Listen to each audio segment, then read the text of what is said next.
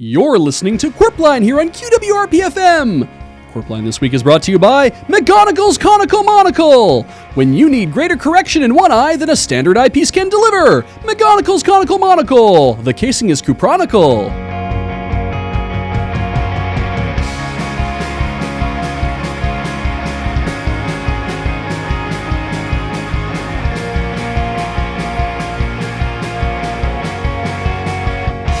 Good morning, Innsbruck! Welcome to Qwerpline. Big G Money here with a replacement for Alex, who is on location. Edith Slump is with me here in the studio. How are you doing, Edith? I've got some big shoes to fill, but I do wish Alex hadn't left them here in the studio. I have been meaning to talk to him about that, but I'm glad that you are here with me today, and I'm glad that all of you at home are here with me in scenic Innsbruck, a monument to Fans Molly. Fans Molly? The underground Dutch new wave band from the 1980s? They only ever released one EP and it's impossible to buy, because I'm not selling mine. Oh, no, this is a typo. Is everyone okay down there at the tourism board? Obviously not. And now the news.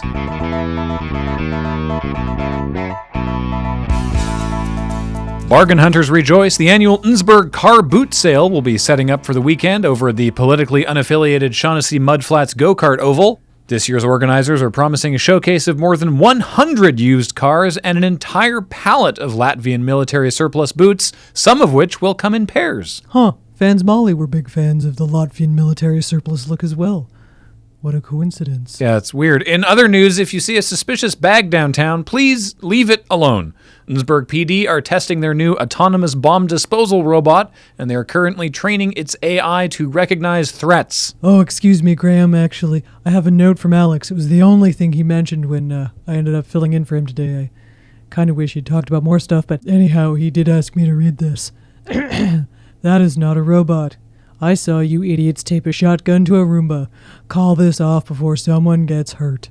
It continues with more colorful language, but I feel like I've already woven a rich tapestry here. You certainly have, Edith. Innsbruck PD have also asked everyone to stay out of the downtown core if you are wearing leather bell-bottoms, burlap, or shoes with zippered pockets. Oh, wow. I don't want to bring up Fans Molly a third time in 2 minutes, but... Then don't. And finally, a deal has been struck with Innsbruck Makesmiths Collective regarding the partially finished Thurpston Memorial. They have set up a pennies for print apparatus where people can donate pennies and have the material 3D printed onto the legs. At the current rate of donation, they estimate the statue will reach his full height in about 37 years, so crack open those mason jars. And for our next segment, Graham, I need you to throw to me. Yeah, and now it's the arts with Edith Slump. Hello. Hi, what's going on in the arts this week, Edith? Well, as you know, Graham, there aren't too many community events happening during the Innsbruck dry times. So one enterprising young man by the name of Justice Zeph has organized a new event that he hopes will invigorate the season and moisten our palates. It's the Malt Whitman's Sloppy Slam Series Poetry and Pub Crawl, which is kicking off right now down at the town hall. So we've sent arts reporter Edith Slump down there to interview Justice and taste some of the beers on display. But unfortunately, since I'm here pretending to be Alex, Michael O'Leary is down there pretending to be me. Hi, Graham. Hi, Alex. Wink. It's me, Edith Slump. But not really. I could never capture your joie de vivre, Edith. Oh, you flatter me. What? Ooh, Graham, you could be Gus. Don't you dare. You keep out of this. So, Michael, are you sloppy or are you slammed? I only wish it was the first time someone asked me that. But no, it's 9:30 in the morning, so I am merely sloppy. Why didn't we send Derek again? I know he's got the lake dedication, but Alex is already there. He's 19. And he doesn't drink, despite my many enticements. Fine. I'm sorry I interrupted. Continue. Oh, don't worry about it, Graham. Now, Michael, I know that you've already sampled several of the fine beverages on display, but please, how has your palate for poetry been? It's hard to say, Edith. I find you have a most difficult job, trying to find different ways to describe how terrible Innsbruck's poetry scene is. For example, I listened to a man recite symmetrical haiku. I couldn't tell when he was done, and neither could he. Wow, symmetrical haiku is normally sort of an after-watershed thing. Why did they start this event at 7:30 in the morning? It's because they have so much craft beer to serve to the populace. Yes, good. Tell the listeners about that. In time, Graham, But first, I wish to expound upon more of the styles of poetry I have been subjected to. Have you heard of free verse? No. That is a style of poetry where you can simply say whatever you want. It has no rules, and therefore no meter, no rhyme, and no logical stopping point. You can just go on, and on, and on, and on, and on. Michael. No, you see, Graham, I'm making a joke. Wow, Michael, I thought you were just crafting a poem on the spot. I loved how rhythmic your powerful repetition was. And now it is you that flatters me. Wait, I thought free verse didn't have any rhythm. I mean, it can have rhythm if it feels like it. There just shouldn't be the expectation of rhythm. That would be presumptuous. Open your mind to the possibilities. I have the expectation of opening my mind to the possibilities of hearing about the beer at this pub crawl. If I must, I opened my day with a flight consisting of Charge of the Lager Brigade, Still IPA Rise, and Hoppy Mandeus. 3 is a small flight. It was 7:30 in the morning. I'm not a lush. Well, how did you enjoy them? As much as any alcohol with a pun name, Graham. For example, after the interview, I'm going to try the cream ale of Sam McGee, and then my balk is like a red, red rose.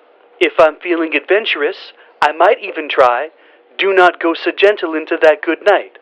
You see what I mean? Are there any beers that you don't think would be completely revolting? None so far, but I have my eye on Lewis Carroll's Doppelbocke. Why, in case the yeast revolts? No, just mostly because I need something to go with my Snicker snacks. Oh my god. I feel, Graham, you would enjoy Two Roads Diverged in a Yellow Wit, and I took the one less malted. That must be a very crowded label. These were all hand-picked by the organizer Justice Zeff, who is probably a little annoyed that I spent my entire time poo-pooing his selection. Any words for the audience, Zeff? Hey man, Michael, right? It's cool, man, I get it. Not every beer is for everybody. If you're looking for a fruitier beer, you might try Lambic Lazarus. Or for something heavier, the Porter and the Pendulum. I'll take that under advisement. Which one of your awful beers is your favorite, Justice? Oh, I haven't actually tried any of them myself, man. I don't drink. So you're just into poetry? Poetry and the herb. And I don't like mixing depressants with stimulants. I think you'll find they're both depressants. Whoops.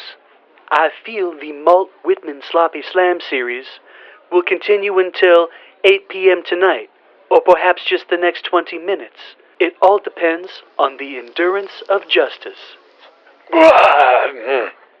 What? Wow, Graham, you weren't kidding. Joan does use the red light a lot. Oh yeah. I'm charging all this to the station, right? Wow, the light's flashing now. Sure is. Gonna have to let you go, Michael. Thank you. Hold on, Graham. Wasn't Walt Whitman a tireless advocate of temperance? Well, that went better than expected. Ah, good. I see you set that low bar like I recommended. When you said subterranean, I thought you were joking. Hey, speaking of jokes, it's time to check in with Richter Hammock Slam up in the QWRP Traffic Quopter. How's it going up there, Richter? Good morning, Graham! I noticed that you didn't ask about traffic in your introduction. I absolutely mentioned it. That's not the only thing that happens to be in a state of obfuscation right now. Nothing should be contentious about what you're meant to do right now. Wow, now that I'm sitting next to Graham, I can really see that vein throb in his head whenever you call in, Richter. You should see this. Graham, I've had a look at the books, and it's time for QWRP to start making some money. What? And what's the best way to make money? Doing your job! That's right, cryptocurrency. That's not what he said. But Richter, I hear you ask, isn't mining for crypto coin incredibly harmful to the environment and vastly irresponsible in this day and age? That's also not what I said! That's why I bought out a bicycle shop of all of its chain and shackled together a Beowulf cluster of Babbage engines hooked up to the main rotor of the traffic quopter. Okay, Joan, it's finally happened. Whatever is going on inside Richter has taken over the whole brain. He's talking actual nonsense. Richter, is this an elaborate signal for help? Is someone holding you hostage? If you're in distress, babble incoherently. Thank you for your concern, Edith. And to allay some of your particular concerns, yes, this is an environmental venture. 1, we are using no electricity for the construction of said coins. And 2, there are no carbon offsets. Graham, I can't tell. Was that more or less coherent than normal? That was about on par. Richter, what coins? I'm glad you asked, Graham, because one of the biggest problems that cryptocurrency faces today is a lack of a physical standard backing it. So what I've done is hooked up a chain of catalytic converters purchased from today's boot sale, and I'm now able to harvest the carbon from the emissions of the Qwerpline and mint it into physical coins. No, I think he is being held hostage. The only thing I'm being held hostage by is my care and responsibility for our One Earth, and that One Earth's financial system. Psst, Graham. What? Why are you whispering into the mic? So Richter can't hear me. I don't want to panic him. Uh-huh. I think we should call the Innsbruck PD. Oh, they blocked us months ago. Richter, I'm sorry, you're minting carbon coins? It's more of a pressing, Graham, but yes, each coin's a physical representation of the cryptographic hatch that I am generating with the machines and the Qwerpline. And you're running all of these engines from the rotor of the Qwerpline. Where else would I get that much power? So to remain connected to these machines, you have to be, for the sake of argument, on the ground. Unfortunately, yes. So you're not able to do your job. Oh, it's no problem at all, Graham. I've actually got Joy up in an ultralight. Unfortunately, she was unable to afford the professional radio necessary, so I'll find out what the traffic is in about 20 minutes, which should be just enough time for me to finish calculating and minting this round of Qwerp marks. Wow, what a terrible name. It was literally the third one I could come up with, and you know what they say, rule of thirds, Graham. Back to you. That's not what that means, but thank you, Richter, is what I say at the end of a segment to be polite. I admire how you can say that so often when you clearly don't mean it. I've got a lot to learn doing this job. Speaking of not meaning it, we go now to summer intern Derek, who is on location with Qwerpline co-host and aldersman Alex, who is at the Lake Anesh dedication ceremony. Hi, Graham. Hi, Alex. Wink. What? Well, I heard Michael doing it earlier, and I wanted to preserve the theater of the mind. That's not... Sure, hi. Derek, you don't have to greet me. I'm right here. Alex, are you doing a voice so the listeners don't know it's you too? No, Derek. This ceremonial leather cravat is really constricting. But it helps you cut such a lovely silhouette. It helps cut off my circulation. Well, Alex, I'm glad that you're suffering both for fashion, but also for finally renaming Lake Indianname. I would explain at length what a pain in the ass this process has been, but I think I would pass out. I'm just happy to finally get this stupid thing over with. That's right, Graham. The ceremony's about to get underway, and first, a little lake history for all of our listeners. Lake Indianname has been undergoing the renaming ceremony since its discovery in 1972.